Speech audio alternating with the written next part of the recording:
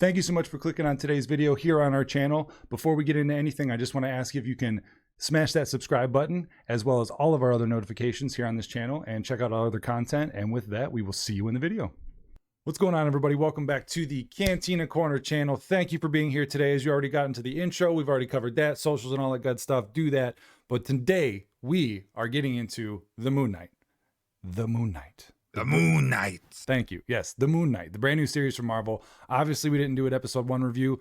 To be honest, I was a little behind on that, but in general, this gives us more to talk about anyway. So I'm glad that I kind of fucked that up in my own way. So that way we can discuss a little bit more than just like the intro of it. We can discuss the first episode and then how it carried on from there. So it's going to be a good amount of info here as far as our opinions and what we think, because this is a very strange series to me, but we will get into that.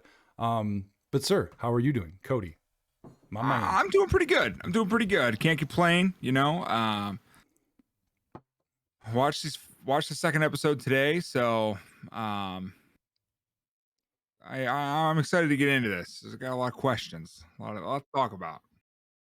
All right, good. Well, God, I don't even know where to begin, dude. This series, first of all, because I know you know a lot more than me usually when it comes to Marvel or any type of superhero stuff that we cover, but did you know much about Moon Knight? Like, what's your, like, because I knew shit. I didn't know nothing. Not a ton. I knew that he's more powerful during a full moon. Like, the bigger the moon, the more powerful he is. That's interesting.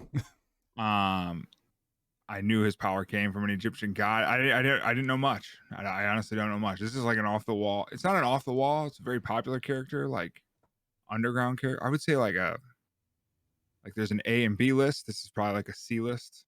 Really? Celebrity. You know what I'm saying? Yeah, because I was thinking of it as like a Deadpool to like the superheroes. Like people knew about him, but like he just no. Deadpool was far more popular when that movie came out. Okay, well, yeah, because this I had no clue about, like, whatsoever.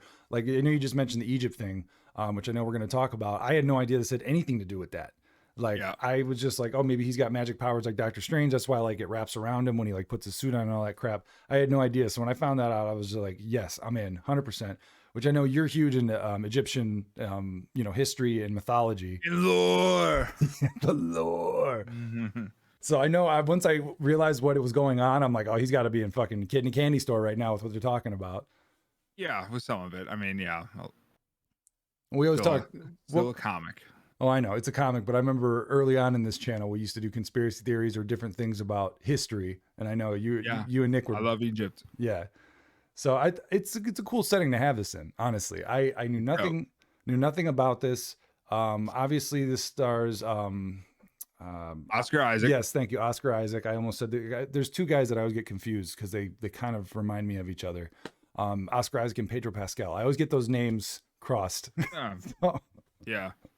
But yeah, Oscar Isaac is in this show. Which, random fact, I didn't know that he was the guy in X-Men Apocalypse. I just found that out today.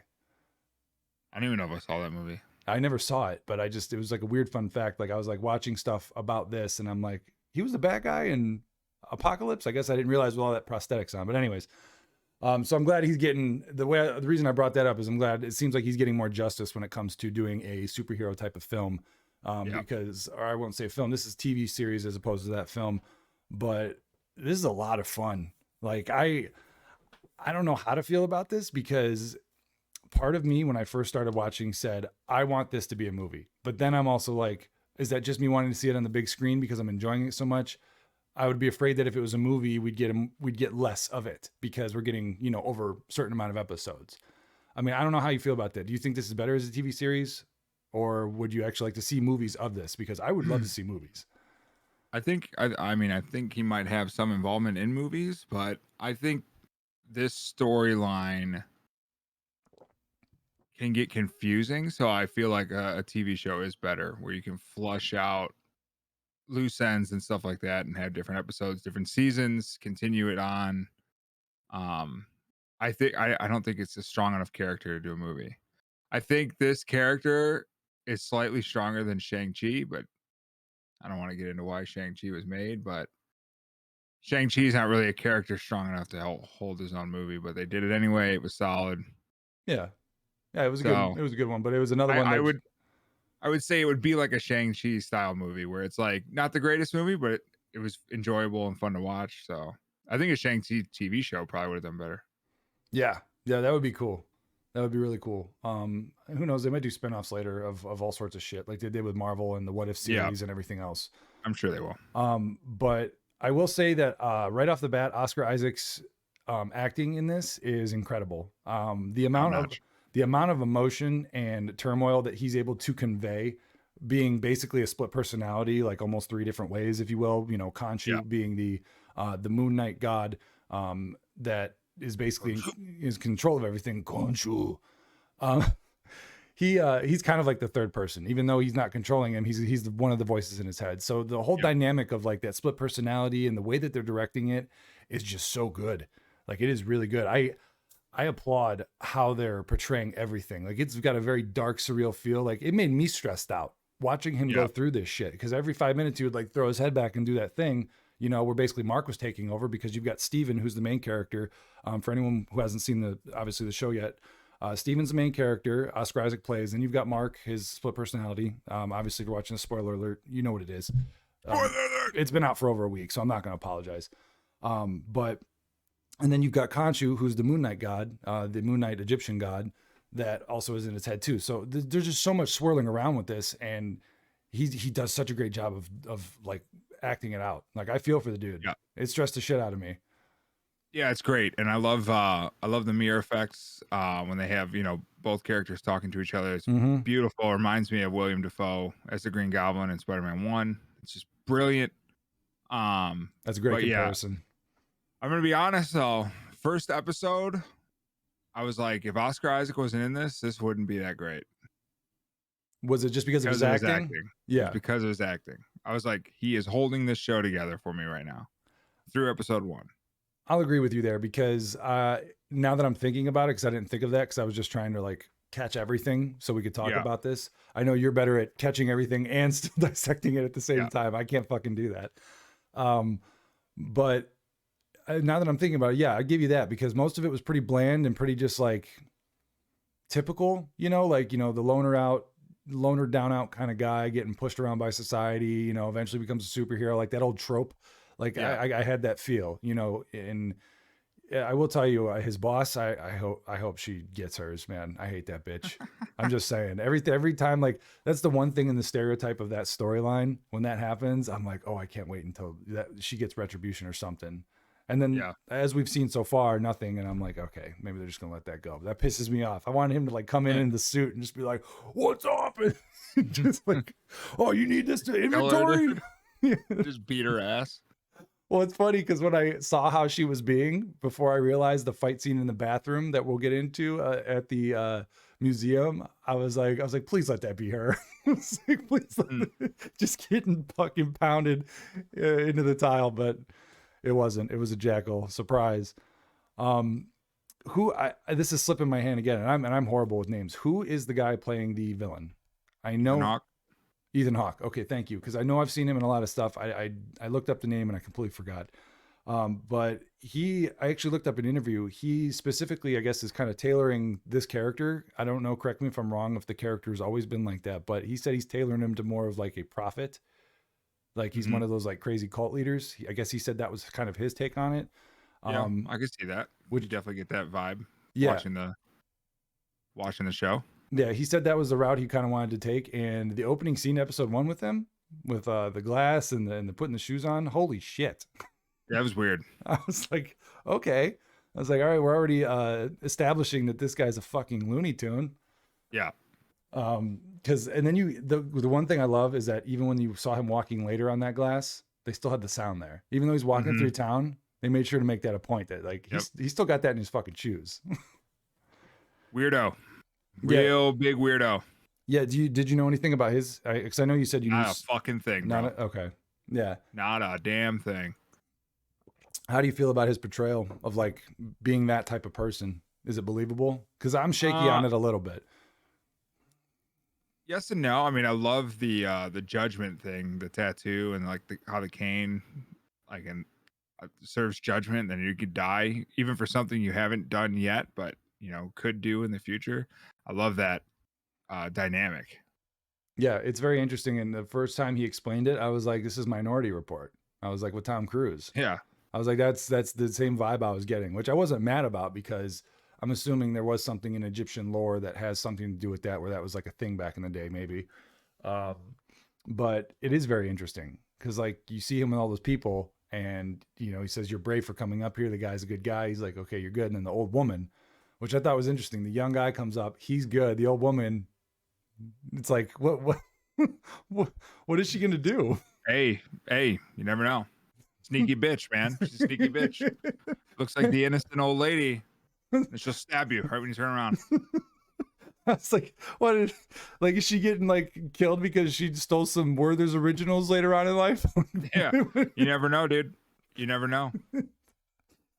I it's funny because when I thought about that, I was like, what is the extent of his power? Like, if I skip out on a parking ticket, like, am I like, is my dead? Done? You're dead. Straight to jail. You know what I mean?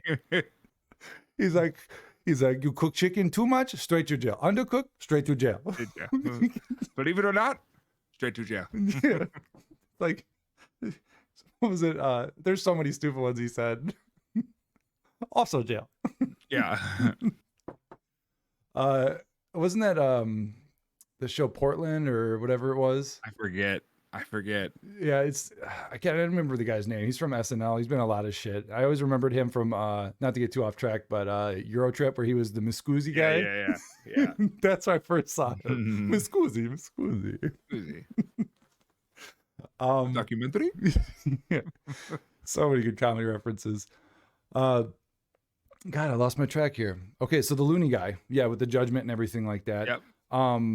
I saw someone make a comparison about this online, and I thought it was a little far-fetched, a little bit of a stretch. They were like, "Oh, this show's using the same Thanos hypocrisy of thought process of like who deserves to like die." But I was like, "Oh, I think we lost Cody.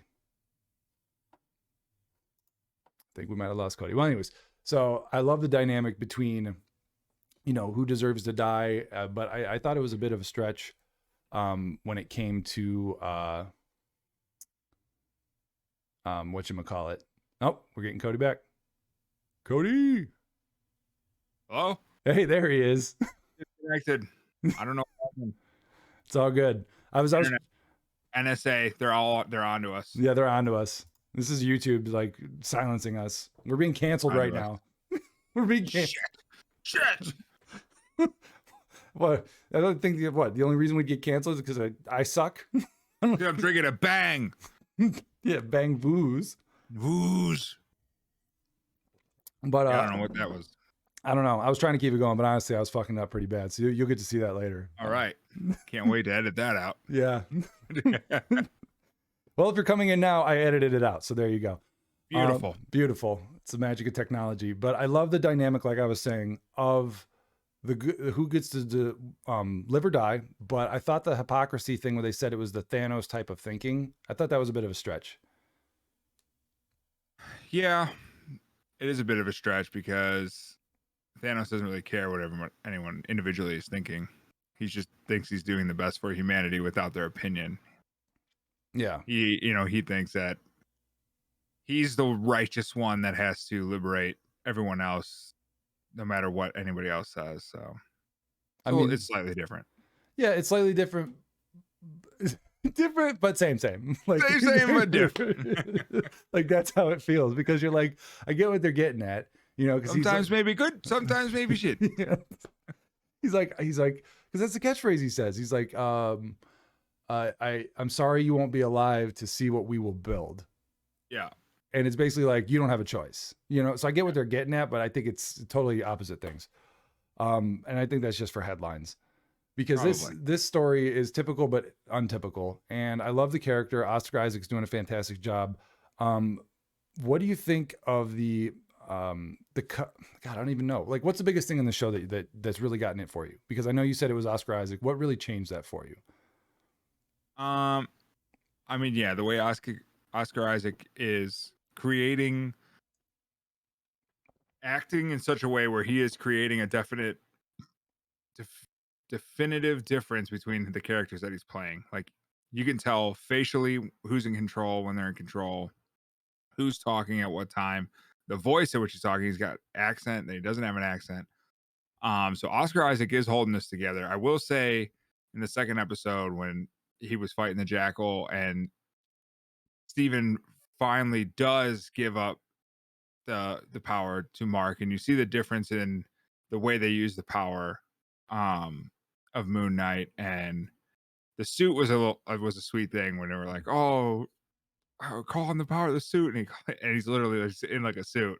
It's a slick And he suit. calls him Colonel Sanders too. I was fucking dying at that. But pretty much that whole fight scene and like when he's running on the rooftops, the slow motion that they did, I really enjoyed that. I don't know why, but I usually don't like unnecessary slow motion because there was a lot of it. Yeah. But for some reason, it worked in It, this second episode. it was well done. The action in the second episode was slick. Yeah, Like it had style, it had comedy. very clean. Yeah, and I love the fact that you basically get to see him fighting with himself. Like that's acting on a great level because Yeah, truly that's what he's doing. Like everything else that we're seeing is CGI'd in. So we're basically almost seeing like a behind the scenes of like what's actually happening. And I thought it was hilarious that he's in the street flailing around and they're like, "Oh, he's just a proper drunk." yeah, And then yeah, he just gets leveled by a car. yeah. That is great. That's a good point. Yeah, because he is basically just acting with himself. It's almost like the original Jurassic Park. That's what they had to do. They CGI'd all those dinosaurs in. So all those like reactions that they had when they saw dinosaurs, it was all just staring into a field, you know? Yeah. A lot of magic happens when you're acting with yourself, I guess. A lot of magic happens when you're under the umbrella of Disney. Disney. That's where the magic is. As long as you can afford it. It's true. We're here for family and innocence if you can pay. Yeah. Which I do. I'm not sipping on a Disney related mug just to drink coffee. I could drink out of anything. I don't know what you're talking about. Surrounded by Disney related toys. With a Disney IP related podcast name. God damn it. Maybe. Capitalism. Anyways. The beautiful thing, damn it. It's a beautiful thing. It's a beautiful thing. It's like yin and yang. It's good and bad. So the fighting was good. Fighting is good. I do like the voice. I like the dynamic. First thing I thought of with Khonshu and him is Venom. I thought it had that vibe to it. When you hear him hearing the voice and arguing and kind of being frantic, it reminded me of Tom Hardy's performance in Venom. It was very believable. Yeah. And the voice, the deepness of the voice gave me all those feels again. And I was like, okay, this works because that has to work. You know what I mean? The connection between I that. agree. And I thought that was phenomenal. I agree with that. Okay. It worked well. It did work well.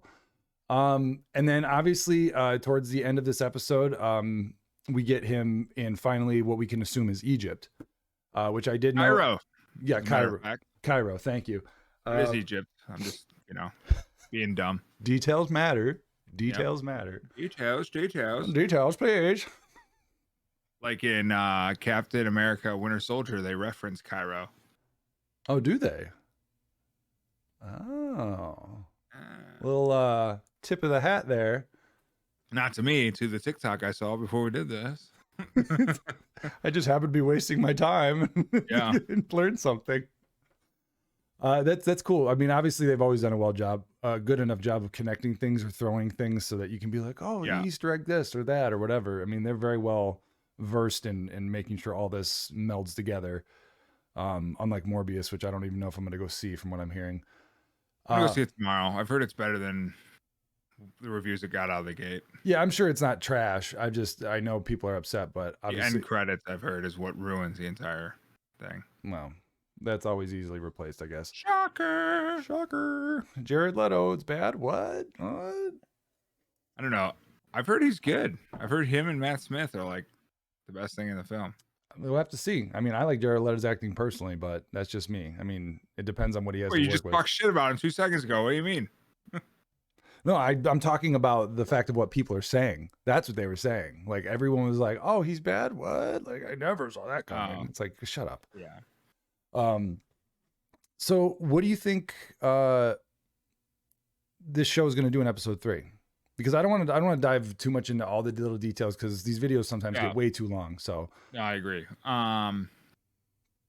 I don't know. I know they're searching out the tomb. They obviously want to get to this other goddess's tomb before Ethan Hawke's character does, which I don't even think we've actually learned his name yet No, he's just the prophet in the guy. show. So Yeah. yeah, and he said he was a former avatar of Moon Knight. So that was interesting too. That was an interesting little twist. I don't know if Yeah. that's true or not, but we'll find out, I guess. Yeah, Um, it was interesting when he threw that out. It showed like how deep that stuff goes, and then you find out that yeah, obviously Khonshu goes into other people, which I was like, oh, cool. Like that's how he's probably gone through, society over the yeah. years. I did like now that Um, you said Avatar, that joke they made. He's like, yeah, Avatar, love it, anime, those blue guys. yeah, yeah. That was good. It's so subtle, so subtle. Shadow G. But yeah, I think that's what you're basically gonna see. Hopefully, we see some like sweet into pyramid shit. So, I know you're gonna be excited for that. yeah, I want to see some. I want to see some actual Egyptian shit. So Yeah, well, it got me excited when I heard the Dune-esque song at the end when he's looking out at Cairo, and they're like, fuck, Dune. Don't even bring that stupid fucking movie up. What a waste of 3 hours. Yeah, I liked it, but it was So much sand. all All I right. did was walk through sand for 3 hours.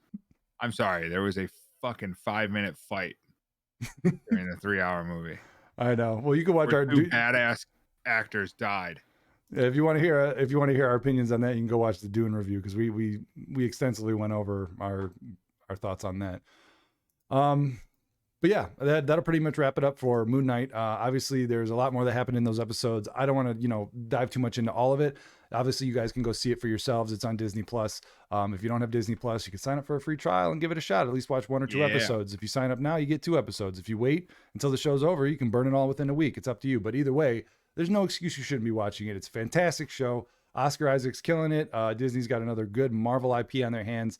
As long as they take care of this one, I see it going pretty far. As always, make sure you like and subscribe to the channel, as we said in the beginning of the video.